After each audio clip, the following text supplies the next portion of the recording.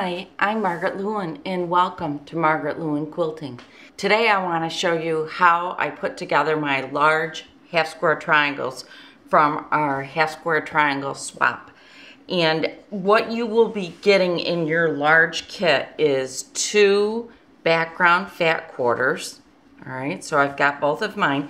And then you're going to pick 2 colors from your stash or whatever it is that you've decided for your color fabric for your large triangles.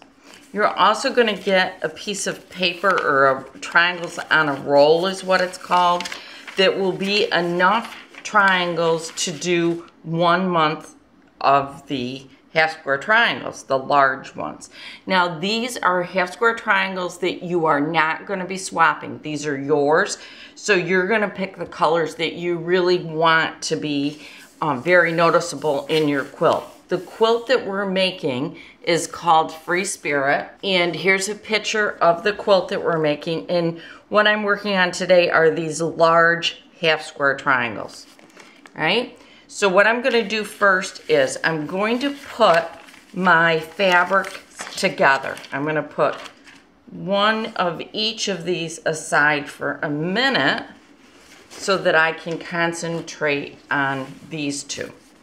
So here is my background fabric, and this looks more like the right side to me.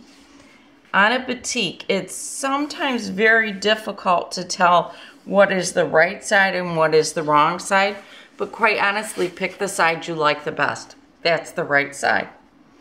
And now here is my colored fabric, and I am going to put my colored fabric on top so that you can easily see it. I want to double check this one because this one's a little bit easier to tell.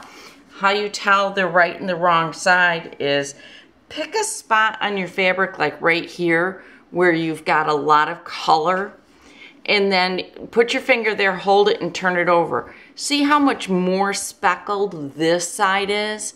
That's the right side. This is the wrong side.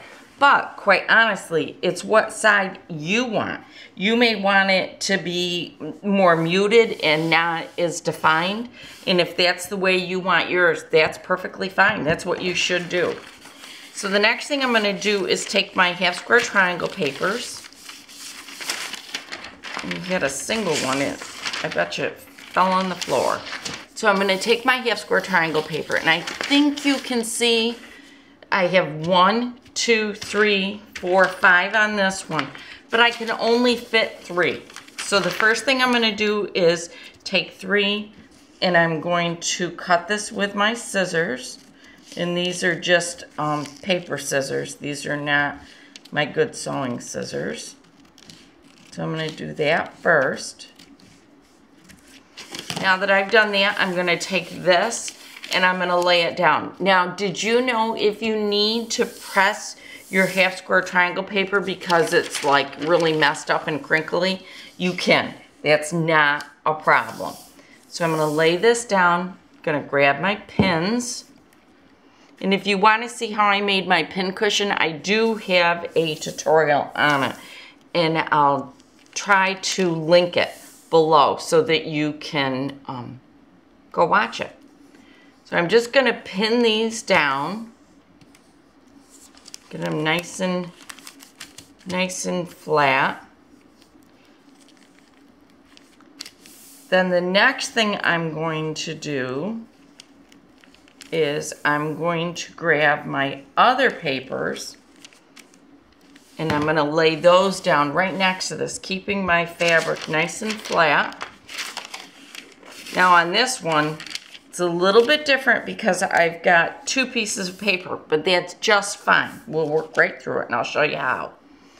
And I'm going to line this one up as close as I can, and I'll tell you why in just a few minutes. Just pin it down as many pins as you think you need to make it work and hold for you, okay? So I may pin more than you, I may pin less than you, and that's just fine, right? Then I'm gonna take my second piece, the piece that I was missing, and I'm just gonna line it up really well right here. Let me see if I can get it lined up really good. And I'm just going to do the same thing. I'm just going to pin it. All right. So now that's all pinned. Over here, you can see I have a little bit left. We're using that for an entirely different project. So the next thing I'm going to do is I'm going to take my ruler, and because I use the flat pins, the flower pad pins, I can just lay this on my cutting board and I can just cut away. So I'm laying that down. I'm gonna grab my rotary cutter.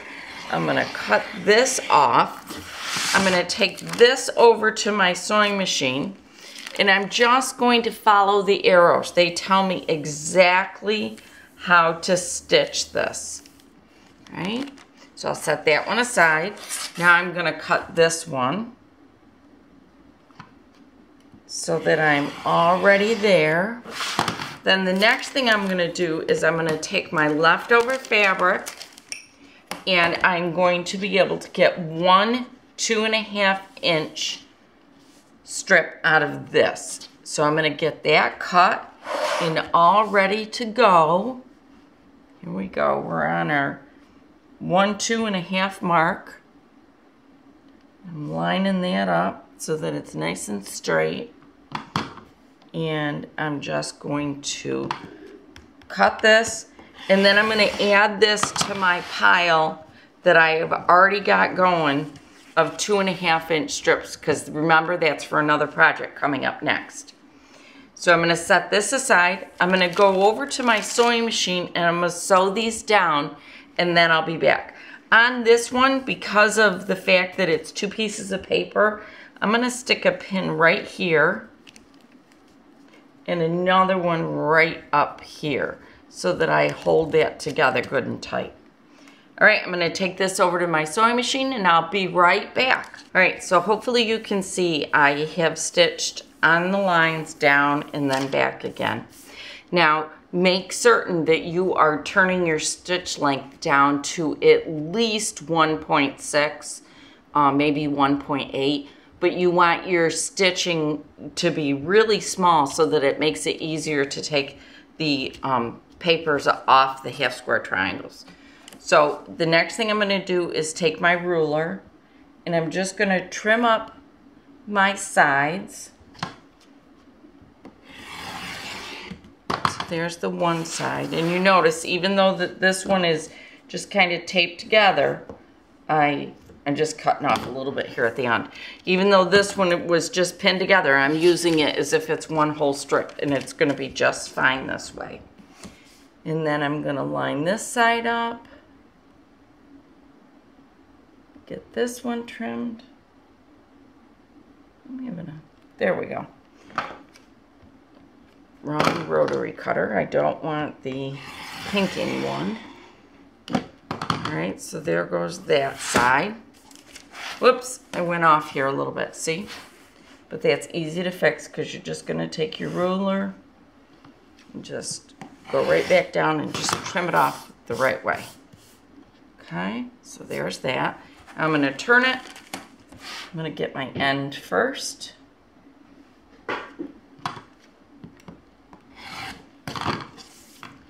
Then I'm going to do this one.